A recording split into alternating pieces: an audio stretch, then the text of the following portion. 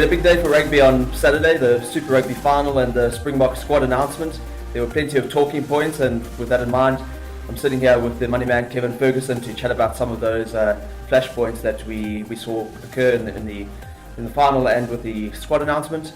Probably the big talking point was certainly the red card to Kwagga Smith. You know, that got everyone chatting and probably ruined the occasion.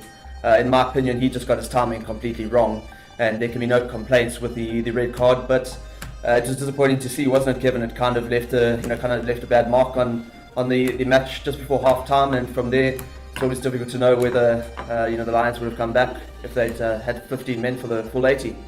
Yeah, look, from a flashpoint point of view, the red card was it. Did he deserve it? Probably under the letter of the law, but there was certainly no intent for him. In fact, I think he pulled up and got kicked got a knee in the face. And then if you look at the continuation, it's arguable that the guy fell over his own player, or certainly helped. So, the rugby really needs to look at this, because in my view, if you look at the National Football League and you look at what their rules are, you've got to allow the guy to catch the ball. How do you allow players to referee themselves in this situation? They either shouldn't be allowed to tackle the guy or should be allowed to tackle him. There should be a simple thing to take that equation out of the players, because what you're going to see is a lot of players now avoiding any sort of collision because the penalty's too harsh. It was a red card, ruined the game, and 61,500 people paying to get in and see a final, and it ruined it. It was pretty much over from there. Yeah, so I think that was the point he made afterwards, is that those people didn't pay to come and watch a 15 versus 14. What do you think in terms of maybe changing the punishment to allow for guys when red carded to leave the field but be replaced, and then face punishment afterwards, whether it be a lengthy ban, which is generally what we see for a red card like that? That's a sensible solution. I think Nick Mallet on Supersport said that as well, to some degree. Yeah, something has to be done, because 14 men against 15 in rugby is too much of an advantage for the 15 men. And the laws in rugby are so subjective. You don't see it. You don't see the same punishment being meted out all the time for similar transgressions. Now, Kwagga Smith went into him with his hands up. Yeah, he shouldn't have gone into him, but he didn't intend anything. Yeah. And that guy had caught the ball, taking it forward 3 meters in the air. So there was really no way that he could have avoided it unless he'd just given up on the chase. Yeah. So it was very unfortunate, and I hope the trolls out there go easy on Kwagga Smith, because great rugby player and had a great season.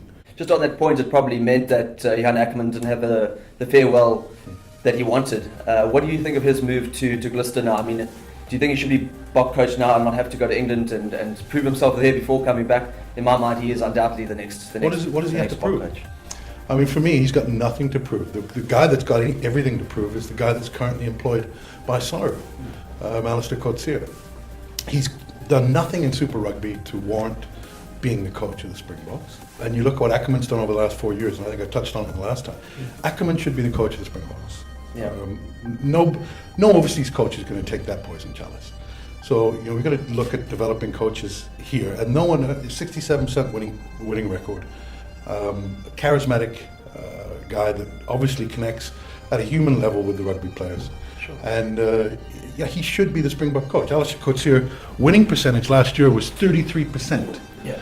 Now, if you keep your job after 33%, you lose to Italy, you lose a home series against Ireland. He lost to everybody, didn't he? Just about. Yeah. So 33%. The last guy to have that record was Ian McIntosh. 33%. So there haven't been many worse coaches in terms of the record, and he's not someone that will gel and galvanize a team. He had the blame game after each press conference last year. He's not likable in terms of. I don't think he gets the best out of players. Whereas a guy like Johan Ackermann, you just listen to the platitudes that the players were bestowing upon him, and it was you could see that there was a real brotherhood and a bond with that team. Ackermann should be the coach without a shadow of a doubt. Yeah. But SARu will go through their 4-year process again. Yeah. They just give anybody 4 years there. Having said that, I think there were better signs in June against France, but just looking at the squad selection that came on Saturday night, I think you mentioned to me earlier, you felt that maybe he's reverting to some of his old habits, and I think the big omission to talk about is Combrinck, who has clearly been picked, or rather omitted, with Raymond Rule instead coming in, and I think we all saw in Super Rugby that Rule has been really battling defensively, and Combrinck offers not only a physical presence on defence, but he's a massively strong runner, and he's got that big right boot in terms of clearing kicks and an option for the long distance goal kick. So he, to me, has everything, and yet they leave him out. I'm not quite sure about that one. What do you make of it? Ruan Combrinck, what else does he have to do to make the team? I mean, we were chatting, I think Stormers have 8 players in the team, the Bulls have 8, the Lions 7. How is that possible? I mean, the only thing he didn't do this year, I think, was wear an S on his chest, a Superman S, because he was sensational. He's been brilliant. And his omission, I mean, what message is that sending out in terms of form, and what does he have to do? I mean, yeah. And yeah, I think Alistair's reverting to form. Diolande, it's very arguable and debatable that he should be in the team. I think there's better players than him. I think it's been the worst Springbok selection announcement in the 20 years that I've been in this country, and there's been some bad ones. Sure. And they're always going to be contentious, and they're always going to be debates, but it just sends the wrong message. Yeah, I think in that regard, I think we're looking at maybe a 15 that we can be happy with, but certainly in terms of the backup to our first choice 15, there are going to be some big question marks in the championship, and one of them is going to be who's going to back up at fly half. Probably the big inclusion was that of Kerwin Bosch, but he's only 20 years old. He has defensive question marks as well over him. And then the alternative at fly half is Andre Pollard, who's battled so much with injury. So who do you turn to if Elton goes down? And then perhaps your next best bet could have been Frans Steyn, but they've left him out as well. Yeah, so that's interesting. It's a difficult one at fly half. But what do you make of Kerwin Bosch? Do you think he's got what it takes if he has to step up in an emergency type situation? I don't know. He's young and talented, and should get his chance, I suppose. But the thing the problem I have with the selection is I don't know if there's ever been a bigger omission in the last 10 years with the Springbok side. And what message does that send to the team? You start off the back foot as a coach already by making such a huge mistake and not having Combrinck. And I think that if you look at other media across other rugby playing nations, he would have to explain that decision. In this country, he doesn't have to explain it, and I think that's also shameful. I think, Kevin, maybe we touch on one other certain to be a talking point. Probably this week they're going to have to work out who will be their captain to lead for at least the first few games of the Rugby Championship. I mean, Warren Whiteley, we were all very excited about him being named the captain, but this groin injury unfortunately is not clearing. They say another 6 weeks. So, do they go back or stick with Eben Etzebeth, who kind of finished the June series as captain, or alternatively Siya Kolisi, who actually has played, or rather captained, instead of Etzebeth at the Stormers? It's quite an interesting decision they have to make.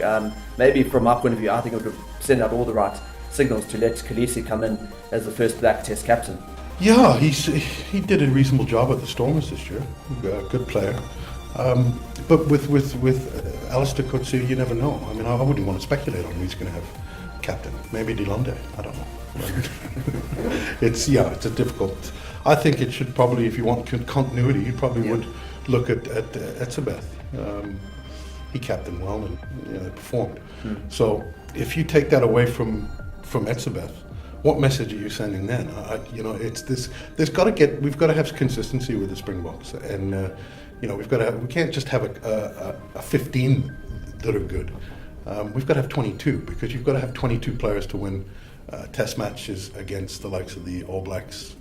I wouldn't say Australia anymore, but on the overseas tour at the end of the year, you've got to have 22 players that are going to get stuck in. Yeah, I think just on a final note, I mean, do you see the championship going at all well for the Springboks? I mean, I just look at the way Argentina and Australian rugby is going, and I think we should be able to overcome those two teams, but we're going to have no chance against the All Blacks. But I mean, coming second in the championship, maybe not the best return.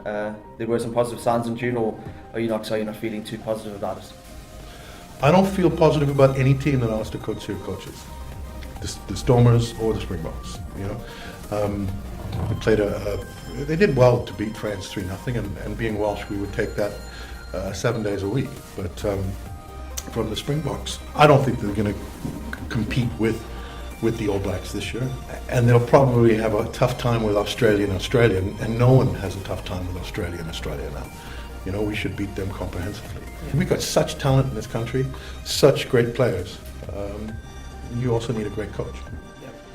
All right, great. Well, thanks very much, Kevin. And I think we can look forward to that first mock test against Argentina. It's in PE next Saturday. And let's hope they maybe surprise us during the course of the campaign. Yeah, well, let's hope so. Yeah, thanks, Craig.